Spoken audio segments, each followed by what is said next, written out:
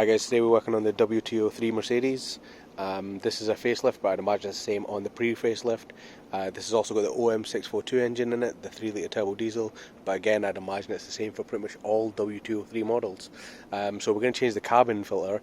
This is obviously the filter that filters the air that goes into the cabin. Obviously it stops smells and things like that, so I'll show you how to change that. So if you come over to the top right hand side of the engine, this is a right hand drive car, so it might be different if you've got a left hand drive car. There's 3 clips here, 1, 2 and 3. If you undo those clips, you just undo those clips by pushing it like that, and then the clip at the back you need to push down fully just so it unlatches, and you do that to all 3 of them. Push that down, okay, and then you undo these clips, these long clips, by pulling them out like that, and then you just pull this out. Now I've recently just changed this filter. I put a carbon filter in, but if you did want to change this, all you have to do is pull this out and replace your new filter. There'll be on the side of the filter, it'll tell you which way the air is coming in. It can only go in one way, but it'll tell you which way the air is going in and out, and obviously just do that accordingly. Inside there as well, sometimes you can get some trapped debris, leaves and things like that, so just pull anything out that's there. Underneath there's your battery, so just make sure there's no corrosion or anything on your terminals, and then you'll be good to go. And to refit, it's the opposite of that. So to refit this, all we do is we line this up, just get this cable out of the way.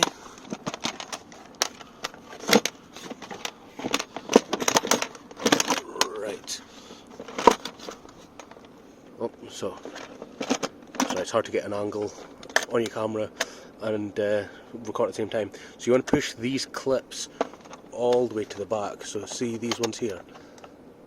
Like, you want to push them all the way to the back, so it's kind of hanging off these long clips. Just like that. Yeah, like that. So these long clips are at the back, and then all you do is you pull on these clips with the small side.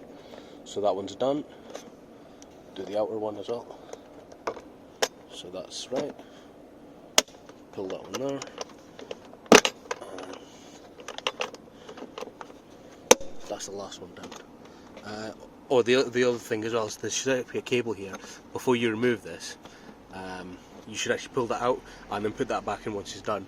I don't know if that's for the headlight, for the windscreen washer or what, but make sure you do that. That's how you change your cabin filter on the W203. It's a cheap thing to do. I always do it after buying a car.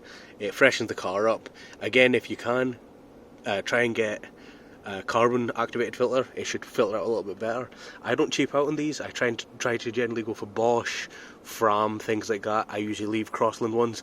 I've not really had good experiences with those ones. Maybe they're the same, maybe they're not, but I prefer to spend a little bit extra and get a better filter. I hope that helps you guys. Cheers.